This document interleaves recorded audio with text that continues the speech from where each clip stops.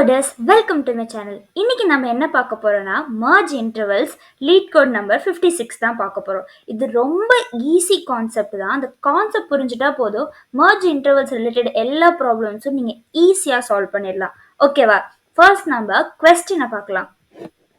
நமக்கு என்ன கொடுத்துருவாங்கன்னா array of intervals வந்து கொடுத்துருவாங்க. அந்த இன்டர்வல்ஸ்ல என்ன இருக்க போகுதுன்னா ஸ்டார்ட் அண்ட் எண்ட் டைம்ஸ் வந்து இருக்க போகுது. இதுல மர்ஜ் ஆகுற டைம்ஸ் எல்லாம் நம்ம வந்து என்ன பண்ணணும்னா ஜாயின் பண்ணணும். இந்த கான்செப்டை விஷுவலாக பார்த்தா உங்களுக்கு இன்னும் புரியும். நான் இந்த எக்ஸாம்பிள் 1 எடுத்து விஷுவலாக வந்து உங்களுக்கு எக்ஸ்பிளைன் பண்ணியிருக்கேன், பாருங்க. இதுதான் நம்ம இன்புட், இதுதான் அவுட்புட். எப்படி நான் வந்து கான்செப்ட் முதல்ல சொல்லிடுறேன். இப்போ இதுதான் அந்த இன்டர்வலோட விஷுவல் ரெப்ரசன்டேஷன். 1 2 3 கொடுத்துருக்காங்களா? ஸோ 1 2 3 ஒரு ரெட் கலர் லைன் வரைஞ்சிருக்கேன். நெக்ஸ்ட் நமக்கு என்ன கொடுத்துருக்காங்க? 8 9 கொடுத்துருக்காங்க. ஸோ 8 to 9 ஒரு ரெட் கலர் லைன் இருக்கு. தென் 2 to 6 சொல்லியிருக்காங்க. அப்போ 2லேருந்து 6 வரைக்கும் ஒரு ரெட் கலர் லைன் வரைஞ்சிருக்கேன். தென் 8 to 10 கொடுத்துருக்காங்க. ஸோ 8 to 10 வந்து ஒரு ரெட் கலர் லைன் கொடுத்துருக்கேன். இதில் நமக்கு இங்கே பாருங்க, இங்கே 1 to 3 2 to 6ல ஒரு ஓவர்லேப் இருக்கு. ஓகேவா? அப்போ நம்ம இங்கே மெர்ஜ் பண்ணணும். எப்படி மெர்ஜ் பண்ணணும்னா எல்லா நம்பர்ஸும் உள்ளே வர மாதிரி. அப்போ 1 to 6ன்னு சொல்லி நம்ம வந்து இதை மெர்ஜ் பண்ணிடலாமா? என்ன பண்ணியிருக்காங்க? 1 to 3 நெக்ஸ்ட்டு 2 to 6 இது ரெண்டுத்தையும் மர்ஜ் ஆகுது. ஸோ இது ரெண்டுத்தையும் சேர்த்துடுறாங்க 1 to 6ன்னு சொல்லி. அதே மாதிரி இப்போ இந்த இடத்துல 8 to 10 நெக்ஸ்ட் 8 to 9 இது ரெண்டுமே ஓவர்லேப் ஆகுது. இது ரெண்டுத்தை மர்ஜ் பண்ணி அவங்க வந்து 8 மாற்றிட்டாங்க. இதுதான் கான்செப்ட். இதை எப்படி லாஜிக்காக நம்ம பண்ண போகிறோம் அப்படின்னு சொல்கிறேன். இப்போ புரிஞ்சிருக்கும்னு நினைக்கிறேன். இப்போ நம்ம இன்டர்வல்ஸ்னு ஒரு அரே கொடுத்துட்டாங்க. அதில் இங்கே 1 3 2 6 இது வந்து ஓவர்லேப் ஆகுது. ஸோ அதை மர்ஜ் பண்ணி 1 6ன்னு கொடுத்துட்டாங்க. தென் 8 10 இருக்கு. இங்கே 8 10 அப்படியே 8 10 கொடுக்குறாங்க, ஏன்னா நோ ஓவர்லேப்பிங். தென் 15 18 இருக்கு. ஸோ 15 18 அப்படியே தான் வருது. ஓகேவா? இப்போ நமக்கு வந்து எது ஓவர்லேப் ஆயிருக்கு? ஓவர்லேப் ஆகிறத மர்ஜ் பண்ணி கொடுத்துருக்காங்க. செகண்ட் எக்ஸாம்பிளில் இன்டர்வல் வந்து 1 4 4 5 கொடுத்துருக்காங்க. இதுவும் ஓவர்லேப் ஆகுறதுனால மர்ஜ் பண்ணி 1 5ன்னு அவுட்புட் கொடுத்துருக்காங்க. உங்களுக்கு என்ன இன்புட் கொடுத்துருக்காங்க, எப்படி நம்ம அவுட்புட் கொடுக்கணும்னு புரிஞ்சிருச்சுல? இப்போ லாஜிக் பாருங்க. ஃபர்ஸ்ட் நமக்கு இன்புட் கொடுத்தோடனே நம்ம அதை சார்ட் பண்ணணும் வித் ஸ்டார்டிங் டைமோட. ஓகேவா? இந்த இன்டர்வெல்ல ஃபர்ஸ்ட் இருக்கிறது ஸ்டார்டிங் டைம், தென் செகண்டாக இருக்கிறது எண்டிங் டைம். ஓகேவா? ஸோ இந்த ஸ்டார்டிங் டைமை வச்சு நம்ம சார்ட் பண்ணுறோம். இப்போ நம்ம இன்புட் வந்து என்ன இருக்குது? 1 3 8 9 2 6 8 10 இருக்கா? இப்போ அதை சார்ட் பண்ணால் 1 3 2 6 8 9 8 10 வந்துருச்சு. ஓகே, அதுக்கப்புறமேட்டு நம்ம என்ன பண்ணணும்? ஒரு அரேக்குள்ளே தானே போட்டு வைக்கணும், மர்ஜ் பண்ணி. அதனால ஏன்னு சொல்லி ஒரு அரே கிரியேட் பண்ணிக்கோங்க. தென் ஸ்டார்ட் எது எண்ட் எதுன்னு சொல்லி டிக்ளேர் பண்ணிடுங்க. ஓகேவா? நெக்ஸ்ட்டு நம்ம வந்து ஒரு ரெண்டு கண்டிஷன் தான். இஃப்ல ஒரு கண்டிஷன், இல்லாட்டி எல்ஸ் ஒன்று போயிடும். அவ்வளோதான், நம்ம அரே ஃபார்ம் ஆகிடும். என்னன்னா இப்போ இஃப் கண்டிஷனில் என் அரே வந்து எம்டியாக இருக்கக்கூடாது.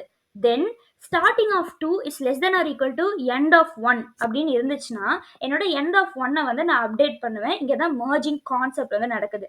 இல்லை இந்த இஃப் கண்டிஷனுக்குள்ளே போகலன்னா நார்மலாக என் அரேக்குள்ளே வந்து அந்த ஸ்டார்ட் அண்ட் பேரை வந்து ஆட் பண்ணிடுவேன். கான்செப்ட் புரிஞ்சுச்சா? இப்போ நான் அதோட எக்ஸாம்பிளோட சொல்கிறேன். இப்போ இதுதான் நம்மளோட கிவன் அரே. ஓகேவா? அதுலேருந்து நான் ஃபர்ஸ்ட் என்ன எடுத்துக்கிறேன்? 1 and 3 எடுத்துக்கிறேன்.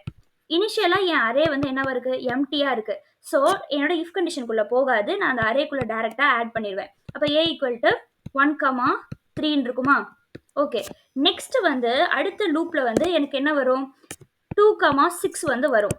இப்போ வந்து என் அரே வந்து என்னது? எம்டி கிடையாது. அப்போ இஃப் கண்டிஷனுக்குள்ளே போகும். இஃப் கண்டிஷனில் ஸ்டார்ட் ஆஃப் 2 அப்படின்னு எதை சொல்கிறேன்னா, இப்போ புதுசாக வந்துச்சுல, இதுதான் ஸ்டார்ட் ஆஃப் 2. ஓகே, இது வந்து எண்ட் ஆஃப் 2. அதே மாதிரி நம்ம அரேல முன்னாடி இருக்குல்ல, அந்த எலமெண்ட் தான் ஸ்டார்ட் ஆஃப் 1. தென் அதில் இருக்க இன்னொன்று வந்து எண்ட் ஆஃப் 1. ஓகேவா? இப்போ நம்ம இஃப் கண்டிஷனை செக் பண்ணலாம். S2 என்னது? 2 is less than or equal to end of 1 பார்க்குறோம். 3 ஆமாம், ஏன்னா லெஸ்ஸாக தான் இருக்குது. அப்போ நான் என்ன பண்ணுறேன்னா, இப்போ என்னோட அரேல என்ன இருக்குது? 1 3 இருக்கா? இதில் இந்த 3க்கு பதிலாக இந்த வேல்யூவை வந்து நான் அப்டேட் பண்ணும். E of 1 எப்படி அப்டேட் பண்ணுறேன்னா, maximum of E of 1, E of 2. E of 1 என்னது? 3. தென் E of 2 என்னது? 6. இல்லை எது மேக்ஸிமம்? 6 தான் மேக்ஸிமம். அப்போ E of 1 வந்து 6ன்னு மாறிடும். அப்போ என் அரேக்குள்ளே வந்து என்ன ஆட் ஆகும்? 1 6ன்னு ஆட் ஆகும். இப்போ எப்படி மர்ஜ் ஆச்சுன்னு உங்களுக்கு அந்த கான்செப்ட் புரிஞ்சிருக்கும்னு நினைக்கிறேன். நம்ம அரேக்குள்ளே 1 6 வந்து வந்துருச்சு. நெக்ஸ்ட்டு நம்ம இன்டர்வல்ல இருக்க இன்டர்வல் என்னது 8,9. இதை நம்ம இஃப் கண்டிஷன்ல செக் பண்ணோம். A is empty-யா இல்ல நாட் எம்டி. ஓகே, அண்ட் கண்டிஷன்ல என்ன இருக்கு, start of 2 is less than or equal to end of 1 நம்ம செக் பண்ணோம். இப்போ இதை செக் பண்ணலாமா? இதுதான் நம்மளோட என்னது ஸ்டார்ட் ஆஃப் 2, இது வந்து எண்ட் ஆஃப் 2. நெக்ஸ்ட் இந்த அரேக்குள்ள இருக்கிற 1,6ல 1ன்றது ஸ்டார்ட் ஆஃப் 1, 6ன்றது ஸ்டார்ட் ஆஃப் 2. இப்போ நம்ம செக் பண்ணுவோமா?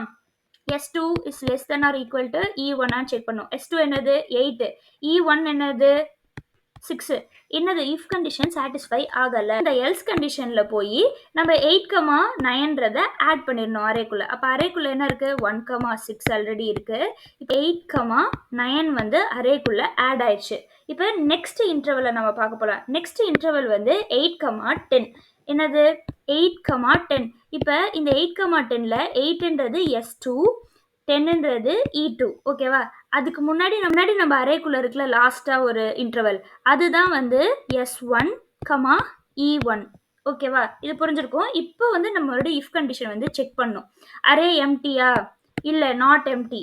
Next S of 2 is less than or equal to E of 1 ஆன்னு செக் பண்ணும். S of 2 என்னது 8, less than or equal to E of 1 என்னது 9.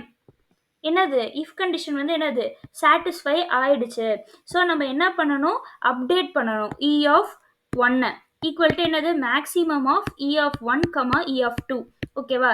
மேக்ஸிமம் ஆஃப் E of 1 என்னது 9, E of 2 10. இது ரெண்டுத்துல எது மேக்ஸிமம்? 10 தான் மேக்ஸிமம். அப்போ E of 1 வந்து என்னன்னு வரனா 10ன்னு மேக்ஸ் அப்டேட் ஆயிடும். ஓகேவா? அப்போ நம்ம அரேல வந்து என்ன ஆட் ஆகும்னா 1,6 ஆல்ரெடி இருக்கு.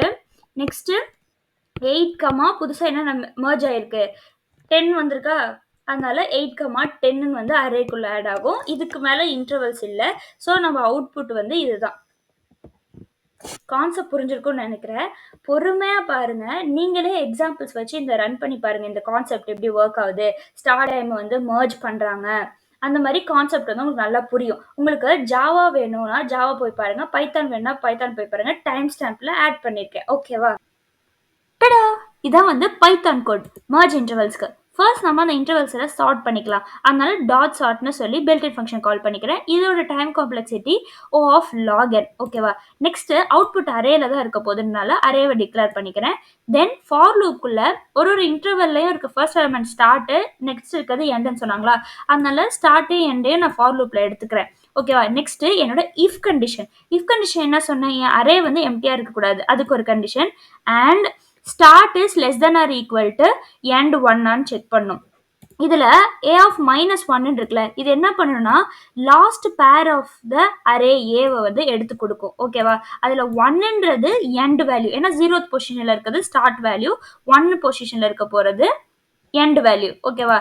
நெக்ஸ்ட் a of -1, 1ன்றது தான் E1 நான் சொன்னேன், அந்த லாஜிக் எக்ஸ்பிளைன் பண்ணும்போது சொன்னேன்ல, இந்த பொசிஷன்ல இருக்கிறது வந்து E1, end of 1. ஓகேவா?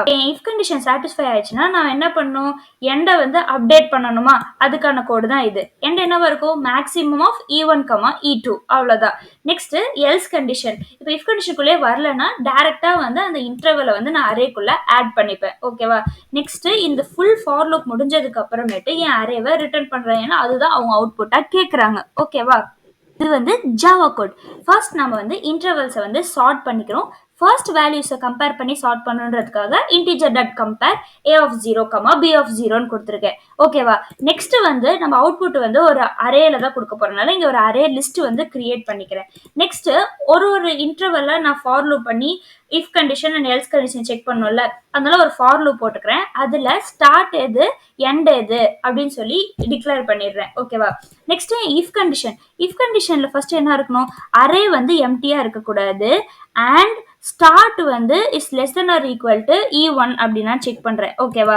நெக்ஸ்ட் இஃப் கண்டிஷன் சாட்டிஸ்ஃபை ஆயிடுச்சுன்னா நான் என்ன பண்ணும், அப்டேட் பண்ணணும்ல எண்ட் வேல்யூவை மர்ஜ் பண்ற அந்த கான்செப்ட் தான் இந்த லைன்ல நடக்குது. நெக்ஸ்ட் எல்ஸ் கண்டிஷன்ல இப்போ இஃப் கண்டிஷனுக்குள்ளே போல அப்படின்னா டைரக்டா நான் வந்து அந்த இன்டர்வலை வந்து அரேக்குள்ள வந்து ஆட் பண்ணிக்கலாம். அதுக்கான கோட் தான் இது. இது எல்லா இன்டர்வலும் ஃபுல்லா முடிகிற வரைக்கும் n டைம்ஸ் வந்து நடக்கும் இந்த ஃபார் லூப்.